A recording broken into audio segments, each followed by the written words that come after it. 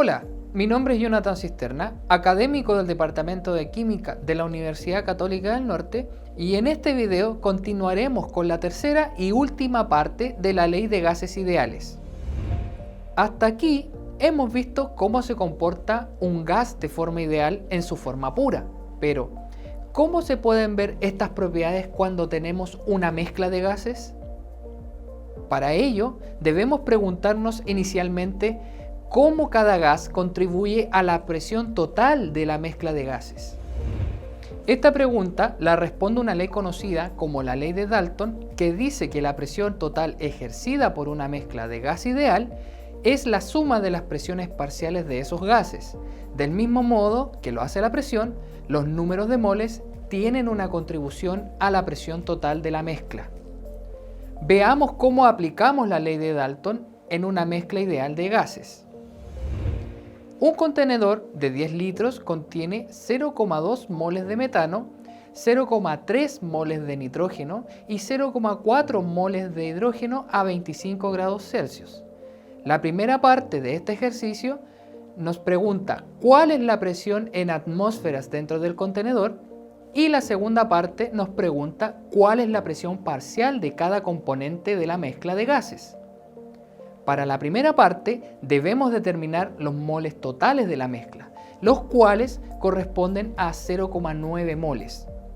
A continuación, despejamos la presión de la ecuación de estado y sustituimos los valores, dando una presión total de 2,2 atmósferas.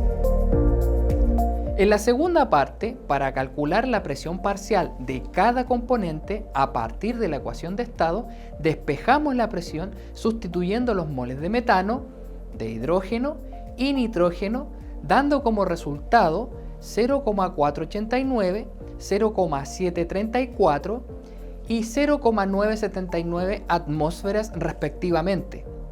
Note que la suma de los valores obtenidos en presión corresponden a la presión total en la primera parte.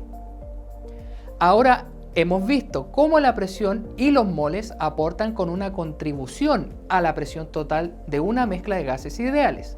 Entonces, ¿podemos determinar cuánto es la contribución de cada gas puro dentro de la mezcla? Para responder a esa pregunta, debemos introducir el concepto de fracción molar, que es exactamente esa contribución que tributa a un valor numérico y que describe la contribución en términos del número de moles de cada gas puro en la mezcla o su presión respecto a su presión total. Veamos cómo calcular la fracción molar de cada gas en una mezcla de gases. Dos tanques están conectados por una válvula cerrada, cada tanque lleno con gas oxígeno y nitrógeno, ambos a la misma temperatura. Cuando se abre la válvula, los gases se mezclan. En primer lugar, después de la mezcla, ¿cuál es la presión parcial de cada gas y cuál es la presión total?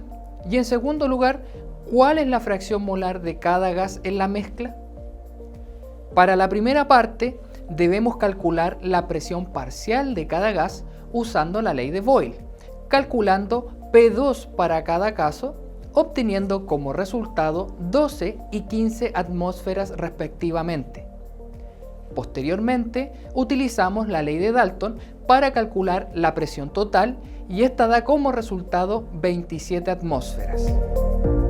En la segunda parte, debemos expresar la fracción molar en términos de presión, que corresponde al cociente entre la presión parcial de cada gas y la presión total del sistema.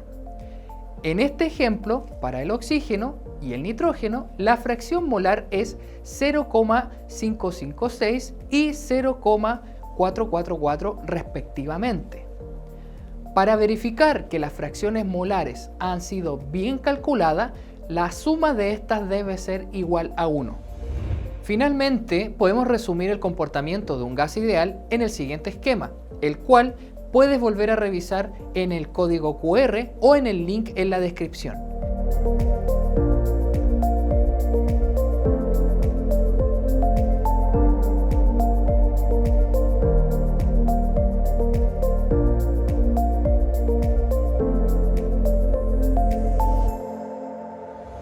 Con esto concluimos los 3 videos relacionados al tema de Ley de Gases Ideales. Hasta luego.